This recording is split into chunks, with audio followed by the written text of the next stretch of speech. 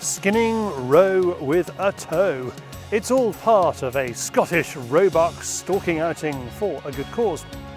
That is a true taste of Aberdeenshire. Can you hunt if you are blind? A partially sighted lad is on the course at the Northern Cape Professional Hunting School. What good, man?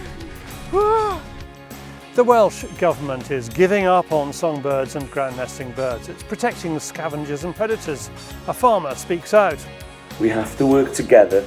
We have to educate each other. We are giving away a pair of kite-fitted 8x40 binoculars priced at £165. We have news. We have hunting YouTube. Welcome to Fieldsports Britain.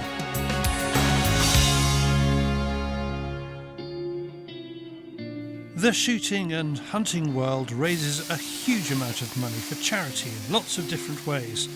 One of the most inclusive ideas is offering deer stalking in a charity raffle. Have you used a stacker before? So you just push that forward and it's an extremely light trigger. Okay, so if you want to give that a try. Ross Stephen won an Aberdeenshire roe stalk with bells on. Deer guide Milton Ferguson has arranged a field to fork extravaganza, including a cooking lesson with the kilted chef Craig Wilson.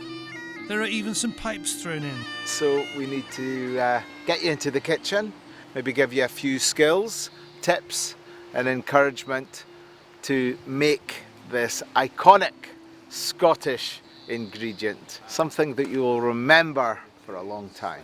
Are you ready? Yep. Let's get cooking. Ross is not an experienced shot, so this is even more special. He's even got Jason Doyle following with the camera. More added value. Their first buck encounter is a frustrating one. The bucks are not doing what they've been told to. Keep still. We got onto his feet there and he just went hell for leather. Yeah, he was onto us, wasn't he? Oh, he was onto us long before that, yeah. And I just thought, rather than wait till dark with him sitting there, he's not going to come back down Ross tonight. With a change of estate, weather and tactics, Milton explains what this stalk is in aid of. A local farmer, Graham Henderson, whose granddaughter, must be about 10 years ago, required a heart transplant at about the age of 7. So he phoned me and asked me if I could help. They were organising a ball for to raise money for Chuff, the Children's Heart Unit Fund. I thought, well, I could help by donating a day's stalking, so an evening and a morning stalking, and to tie it in and make it more interesting. I contacted Craig Wilson at Eaton the Green, the kilted chef, and he agreed that he would come on board and he would give a cooking lesson on how to cook it and then provide a meal for 6 guests to go to Eaton the Green and have a meal. With the kilted chef lacking the main ingredient, we'd better get on. As luck would have it, there's a last chance roebuck browsing peacefully ahead of us. It's not best practice to shoot over water, but the bank is easily accessible. Okay, take the shot. So do you see him? Yeah. The safety catch is off, just let me get my binoculars on him. So when you're ready, just take the shot. That's it, well done, he's down, he's down. Well done. Ross does the job with the first and takes a second off camera. I'm on the button with the old catching the round there as it came flying out the rifle. So no one knows your fortune? They are two lovely, clean animals. So this is a nice young buck. I would say he's probably in his 2nd year. He's got a good head on him, but he's in amongst these young trees, these young saplings, so he has to go. And he's also definitely a nice piece of meat for the kitchen. And again, a young one. Nice shot placement as well. So there's a lot of walkers here, and there's a lot of. It's such a picturesque area. I don't want to gralloch them here, so we'll take them away and we'll gralloch them in a different location. Because we don't want people walking around with their dogs and children, and then the dog comes back with a stomach of deer or a set of lungs and a heart. And because the deer's young, Jason lends Milton his Emberleaf knife and he gets to work. the knife will go through here like butter. Yep. Look at that. Cutting through the hedge bond. Yeah. Well, it allows the deer to cool a lot quicker if you open that bit up as well. There we go.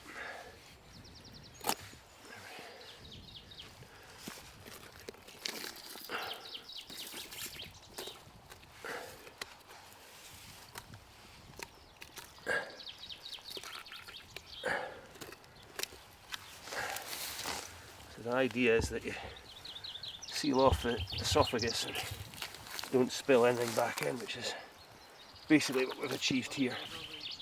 The challenge of the outing is to have these animals in the kitchen in time for lunch, so Milton will need to skin them too.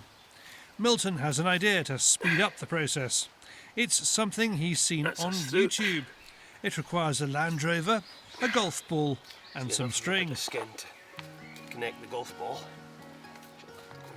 The other reason I like this is because you don't get the same amount of ticks on you. If you're hanging a deer that's riddled with ticks up, make sure that stays perfectly sealed in the fur. Okay. Forward at that, keep going.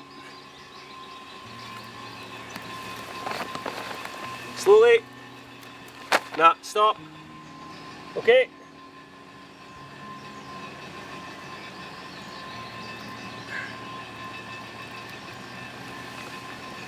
Slowly.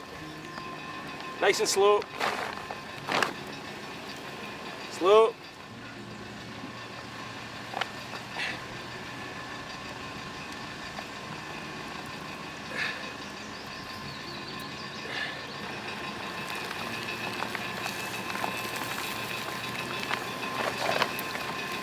Whoa!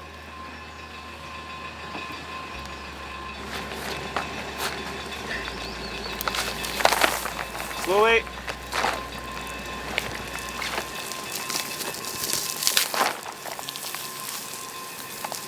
And stop. Back you come a wee bit. Success? I think that's absolutely brilliant. I mean, that's the first time I've ever tried it because I've seen it, but actually I'm sold on that idea. If you've a lot of deer to do, I think it's down to good driving, if I'm honest. grab the bottom leg. That's it, you got them both, okay. This is where we hand over to Craig Wilson, chef at the Eat on the Green in Udney Green. Craig recommends marinating the venison. That's his preferred way of preparing the meat, while adding ingredients to sit alongside this wild protein. There is this saying that, like, if it grows together, it goes together. Even like 10 minutes is gonna, you're gonna get a bit of flavour. I would prefer it overnight. 2 days would even be even better. But that's why I'm really trying to exaggerate the flavour so it kind of penetrates the meat. It's only going to enhance the texture as well. Carrot and cardamom puree.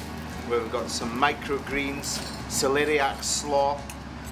We've got whiskey onions with blueberries and freshly shot buck from this morning. That is a true taste of Aberdeenshire here in Scotland. It is enjoyed by all, and Jason and Milton are surprised that fresh from the field with no hanging at all is so tender. To finish off the day, there's a piper, a young man who learned to play the bagpipes during lockdown. Who needs school when there's YouTube for learning the important things in life? To donate to the Children's Heart Unit Fund, go to chuf.org.uk. Thank you, Ross, for starring in that film. Now, from a charity winner to an object of charity, it is David on the Fieldsports Channel News Stump.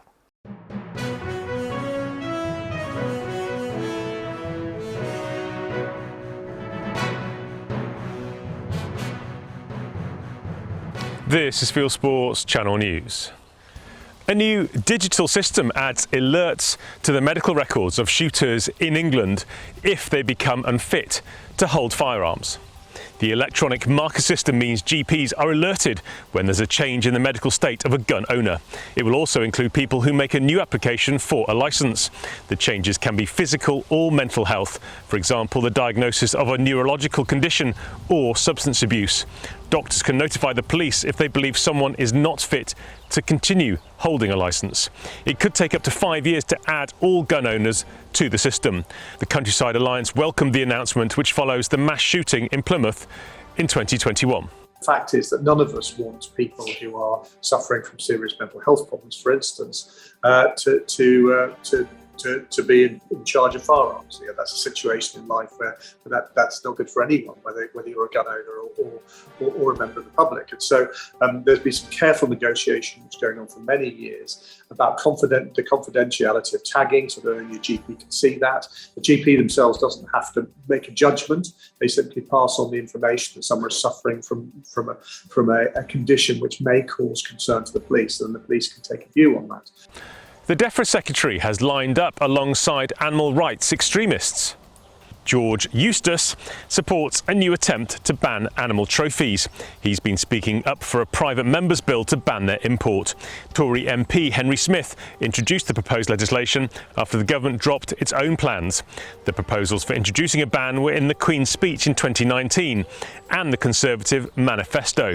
African countries highlight the damaging impact to conservation and communities if such a ban were imposed. Despite these objections, the Environment Secretary says the private members' bill has government support. Private members' bills seldom make it into law. Aunties are celebrating the death of a professional hunter. According to witnesses, PH Rian Norda was shot and killed in a roadside incident in Limpopo province, South Africa, after he pulled over when his car overheated. Animal rights extremists on Twitter and Facebook are jubilant, posting pictures of him and trying to link his death with his work as a PH. Thanks to Nigel Bean for the story. Meanwhile, the government in Finland plans its own trophy ban. The usually pro-hunting nation took local hunting organisations by surprise when it submitted a proposal in the National Parliament to ban the importation of hunting trophies for all species specified in CITES Appendix 1. This includes African elephants, argali, southern white rhinos, polar bears, African lions and hippos. Safari Club International is fighting the proposal. A member of the Scottish Parliament is asking for a new task force to protect gamekeepers and other rural workers from abuse. Scottish Conservative MSP Rachel Hamilton raised the issue at Holyrood. Rural workers are Scotland's de facto countryside custodians, protecting biodiversity and tackling climate change. And with the avian flu pressures and the ongoing cost of living crisis, there are significant pressures on the mental health of rural workers. First Minister Nicola Sturgeon agrees that rural workers are essential to the country. She invited the MSP to meet the Environment Minister to discuss proposals. Basque is also calling for a body to address the challenges gamekeepers face in managing the countryside. Research by Scotland's Rural College revealed 2/3 of gamekeepers surveyed had experienced abuse either online or in person as a result of their occupation. The head of the wildlife charity that employs the Prime Minister's wife, Carrie Johnson, has been asked to step down. The Charity Commission has made the request of the chairman of the Aspinall Foundation, Damien Aspinall, after an inquiry into its finances. The charity, which claims to promote animal conservation, said in its accounts that it paid more than £150,000 to the chairman's wife, Victoria Aspinall, for interior design services. Newspapers report that the charity has requested and been granted time to question the ruling before action is taken. The Prince of Wales is the new patron of the Game and Wildlife Conservation Trust. Prince Charles is following in his father's footsteps. Prince Philip was involved with the GWCT for 56 years, first as president, then from 1973 until his death as patron. The Prince of Wales is well known for his interests in farming and the countryside. The GWCT is one of the UK's leading conservation charities, offering practical support to farmers and land managers. The safety area at the Bisley Ranges has had a serious gorse fire. The home of British shooting in Surrey has a large area behind its targets or butts for stray bullets to fall safely. The fire broke out there on the 4th of July 2022. Fire crews were hampered by a lack of safe access. Overnight, the fire front expanded to an area behind the Stickledown stop butt, skirting Cottesloe Heath, before fire crews brought it under control. Bisley staff saved more than 200 target frames. A game reserve in South Africa has shone a light on the elephant crisis in the country. The Pongola Game Reserve has announced it will no longer be keeping elephants on its land. The game reserve, which has been operating for 50 years, also has hippos and crocodiles. General Manager Malcolm Thompson says current legislation and restrictions on elephant management means it's no longer practical, viable or economically sustainable to host elephants. He says there is a crisis because there are too many elephants in southern Africa and nowhere for them to go. The reserve has pleaded with the government to allow them to carry out a cull, but Malcolm claims they were ignored. A team from British Game Assurance has completed the 3 Peaks Challenge, raising money for gamekeepers. Sisters Louisa Clutterbuck and Serena North started at Ben Nevis in Scotland. 24 hours later, they finished at the top of Snowdon. It was a tough trek with all kinds of hazards that included walking in the dark. They've raised more than £4,000 for the Gamekeepers Welfare Trust so far. Louisa and her sister were inspired to do the walk after a gamekeeper they knew committed suicide. The GWT supports gamekeepers, stalkers, gillies and their families in hard times. So basically 24 hours since we set up at Ben Nevis, we've arrived at the top of Snowdon. It was a bit slow because I got the worst vertigo and was being very dizzy and very sick and crying quite a lot. I'm so grateful that we've done this. There's a link to their Just Giving page in the description below. And finally, the use of meat-like names such as steak or sausage for plant-based food are set to be banned in France. The new decree is in a bid to avoid confusion between meat and meat alternatives. The French government states it will not be possible to use sector-specific terminology traditionally associated with meat and fish to designate products that do not belong to the animal world and which in essence are not comparable. France is the first country in the European Union to make such a move. The new regulation will only apply to products made in France. The French Meat Industry Association, Interbev, welcomes the new law. You are now up to date with Fieldsports Channel News. Stalking the stories, fishing for facts.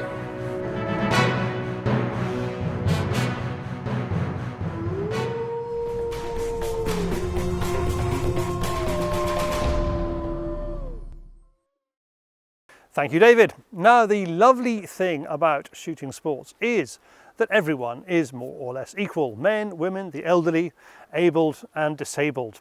There are some disabilities, however, you'd think might include you out of shooting. Not for a partly blind boy I met in South Africa.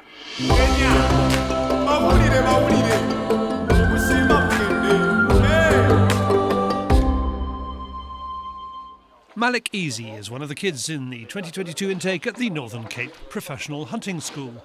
It's an international school with students coming from as far away as the USA and Europe to learn to be professional hunters, or PHs, the mainstay of wildlife conservation in southern Africa. Malik is from Tanzania. What, you may think, makes him different is that he is partially sighted. I can see 40% in the daylight and at night 0%. So what helps me at night is my stick, my white cane, and my light. So for hunting, mostly the technology is going so fast, and it's so amazing technology. I have my night vision screen, which helps me. I fit on the scope, and it's so amazing. It helps my patient of hunting. So people think that for low vision people it's not easy to hunt, but with technology everything is possible. All the students here go hunting as part of their course. They usually PH for each other. Malik is lucky. He gets an instructor, Gideon, to PH for him. Okay, so today we're going to do a bit of walking and stalking. Walking slow through some river bush and stuff like that. And yeah, anything that stands gives us a chance. Hopefully we get a good chance. Warthog, kudu, all those stuff that likes the thicker bush. I think so we'll shoot something because we are with a very good PH KF And also the rifle 270 is a very good and my special scope of night vision. So yeah, let's best luck for the best. Yeah. This is rocky ground full of trip hazards, but Malik copes with that. They soon come across game. Okay, here's a warthog. Gotta get a bit closer. And I'm gonna set you up.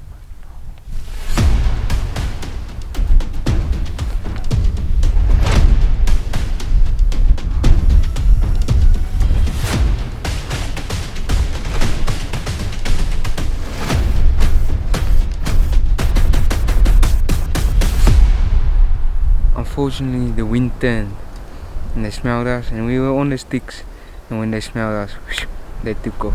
It was fabulous to see many animals. We saw like blue wildebeest, kudu, but it was too far, but it was amazing and a great day. With my night vision I was able to see, but mostly I was using my binoculars, but I was able to see because I'm very comfortable with that scope. It's a very good scope whereby I can see clearly the animal, and it has two options. It's a normal one and a color one, so you can keep anywhere where you are, and it has also a red light for the night hunting. When I was coming from Tanzania, people told me that you can't do it, why are you going? But no, if we have support of good teachers and students, you can do it. It is a challenge. It is a challenge, but you have to be in your mindset, because if you just sit and you think that everything is challenge, so everything will be impossible for you. But if you start thinking and if you start training and getting some skills, it will make everything possible in your life. Malik is not alone in the world of shooting sports. There is an active shooting competition circuit for the visually impaired in the UK. The NSRA is the governing body for national small bore rifle shooting and runs airgun competitions for visually impaired shooters. Currently we have something like 15 clubs who take part, and the number of individuals just at the moment is down following the COVID pandemic. We've got about 60 individuals shooting at the moment. Previously, we've been up to 120, 130 shooters. I'm hoping to build that back again. Since I got involved with this, I've sort of learned how important it is for visually impaired people to be able to do something which they can have bragging rights about, if you like. I've got some targets here. I'll just hold one up so that you can see the kind of thing that we shoot at. They shoot at 10 meters distance with an air rifle. And that's the kind of target they shoot at.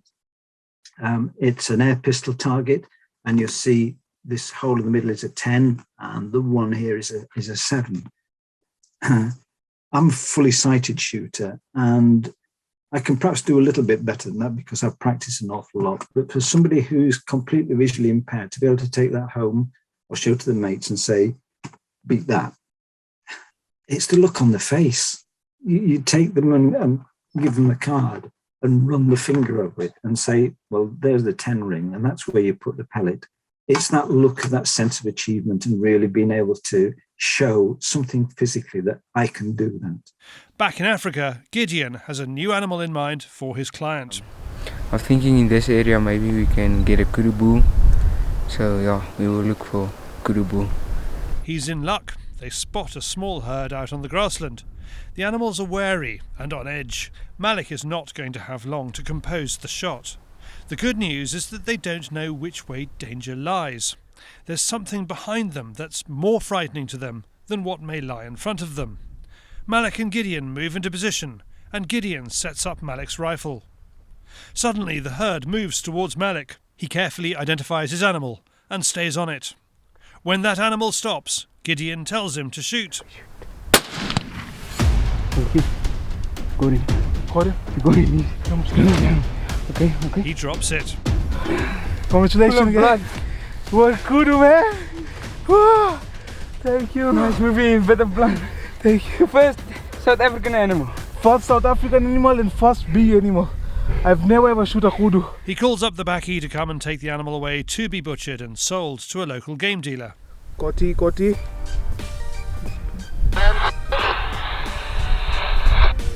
Successfully hunted a bull kudu. Amazing. Okay, no, well done. Where are you? What an achievement. Visit ncph.co.za to find out more about the Northern Cape Professional Hunting School. Thanks to Northern Cape Professional Hunting School and to Kayla van Vuren for filming most of that. And there is a link to her version of that story in the description below. Next, is it all up for country sports in Wales? News correspondent Deborah Hadfield finds out. New general licences in Wales are bad news for rare birds and worse news for farmers. From the 1st of July 2022, Welsh shooters face new restrictions on how they can protect livestock, crops and carry out conservation work. Natural Resources Wales has removed magpies, jays and jackdaws from its new general licences, which are lists of what can be shot. Well, there's a lot of people talking about it and they feel very frustrated. It just feels like a little bit more red tape, more problems. We've got massive amounts of corvids in this area, and I think they are a real problem that need to be addressed. And by really helping to protect them, it's not going to do any iota of a difference to be helping our wildlife and our ground nesting birds and a lot of other things. You know, I really believe magpies are the major problem. They're an absolutely amazing machine. You know, they're killers, they're natural born killers, predators. And I think that's why we've got such a loss in our songbirds and farm birds as well. We have to take control, and these licences aren't going to help in that situation at all. The licence introduces a season which effectively classes vermin and pest birds the same as game birds. You can only shoot crows from the beginning of February to the end of August. BASC has been advising the Welsh Government on the changes. I think they're pretty devastating for conserving wild birds in Wales. Welsh Government are really pushing sort of red and amber listed, and then they do this and sort of it makes it more difficult. The new licences contain a table specifically outlining which birds you can control for which purpose. For example, you can shoot carrion crows to prevent serious damage to livestock and livestock feedstuffs, but not to prevent serious damage to crops, fruits or vegetables. And it's really important we can make a difference, because at the end of the day, however we look at it, we're at the top of the food chain. And when they sit in their ivory towers making policies, you know, they need to listen to these people. And we can give you data, we can show you what we've done up here. You can see what the difference is when, you know, you protect nature. 30 odd years ago, my father stopped everybody shooting hares on his farm because he could see the numbers were going down. And he said, and he told anybody that was coming here, if he caught them shooting any hares, they would never come here shooting again. And I can go onto the top of them frithod now and I can see 16, 20 hares, you know, in an evening. It's beautiful to see. And that's how we can do it. We have to work together. We have to educate each other, because there's some great environmentalists out there as well that can help us. I've worked with some of them, you know, and the farmer and the country people are not the problem. They are the solution, but they have to have help, and they have to have government funding as well. You know, these people are so important to keep that natural balance in our countryside, and then our birds and our wildlife will thrive. If you want to carry out pest bird control, which is not covered in any of the general licences, you'll need a specific licence from NRW. One of the things that we're sort of like engaging with NRW at the moment is to make them easier. So like sort of they need to be more user friendly for people in Wales. And that's the main difficulty at the moment. Nobody's quite sure what evidence you want. Do they want films? Do they want photographs? The timeline of when you find that you've got a problem, you want to control birds straight away. You don't want to wait for up to 30 days. Shooters fear the new licences are the latest example that the Welsh Government isn't supporting field sports and is deaf to concerns over the conservation impact of stopping predator control. I I don't think they're listening to the people that are working the land, you know. They need to start to listen to the people that are out there doing these jobs on a daily basis, and they are part of our rural communities. And if anything, government should be backing gamekeepers in local areas. They should be paying people to go around and bring down the number of pests. We were very fortunate in 2006 to set up the first ever Aberrant Llanfechan Grazier Society with 22 farmers, and we saw some money out of Europe. But what we did as well, we had money then to pay people to come and shoot foxes on the mountain. It's 27,000 acres, it's a vast area, you can never cover it all, and we're seeing the number of grouse coming back and other bird life because we've taken down, you know, their biggest predator, the fox. We brought that number down. We never will eradicate them, but you know, we have to keep the number to a healthy minimum. Fears are growing that Welsh Government policies towards field sports are becoming increasingly hostile. There is the possibility of a change in the law around the use of hounds, and the Welsh Government openly states that it does not support live quarry shooting as a leisure activity. Many are concerned the Welsh Government is politically opposed to the countryside and is planning more bans and restrictions. We saw BASC extract a promise from the Welsh Government a few weeks ago that they weren't planning to ban shooting, but that's not what it looks like. While BASC, the Countryside Alliance, the National Gamekeepers Organisation, the Moorland Association, SACS, all the rest are leading the charge for country sports in government. We at Fieldsports Channel are fighting the battle in the media, and we are doing it thanks to the money that the Fieldsports Nation gives us, £5 a month each. And they also get their own show on Tuesday nights, Fieldsports Extra, where there is a weekly prize draw. This week it's for a pair of Kite Fittis binoculars, 8x40s, priced at £165.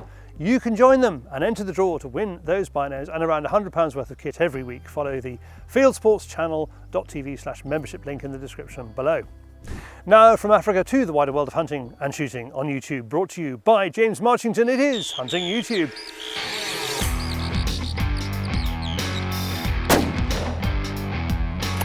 This is Hunting YouTube, which aims to show the top hunting and shooting videos that YouTube has to offer. Pontypool Pest Control makes the bold claim that this is the best sub-12 foot-pound rabbit hunting video ever. Does it live up to it? Well, you be the judge. Showful Country's Paul Thompson gets a lesson in how to hit driven pheasants from top coach Ed Solomons in the latest video from the clothing manufacturer. Joel V. Bushcraft is back with the hunter-gatherer Hadza people in Tanzania and delves deep into their culture, including making and shooting their hunting bows and arrows. Ovini Expeditions is shooting some impressive long-range boar in the snow in Tajikistan. They're speaking French, but they've helpfully added English subtitles. David from Predator Protection UK bought himself a 60th birthday present of a new 2.2 rimfire rifle and puts it to good use on 2 foxes, the second one in broad daylight. The harvest is getting underway, so expect a glut of pigeon shooting films in the coming weeks. Here's one from Rob Speed making a bag of more than 200 over laid barley in Somerset. Bailey's Shooting and Country Wear is called out to deal with a troublesome dog fox. He sets up a bait station that makes short work of the culprit when it eventually turns up. And finally, Corvid Hunter is out at 4 in the morning with his air rifle, after rooks and crows that are taking the cattle feed in the farmyard. That's it for this week. We've put all these films into a playlist for you. Click on the eye symbol top right, or check this film's description. If you have a YouTube film you'd like us to pop into the weekly top 8, email Charlie the link, charlie@fieldsportschannel.tv. Well, that's it for this week. If you haven't done so already, please whiz over to our website, fieldsportschannel.tv, where you can like us on Facebook and on Instagram. You can follow us on Twitter, subscribe to us on YouTube, pop your email address into our register page, and we'll contact you about the show Fieldsports Britain. It's at 7 PM UK time every Wednesday. And this has been Fieldsports Britain. Good hunting, good shooting, good fishing, and goodbye.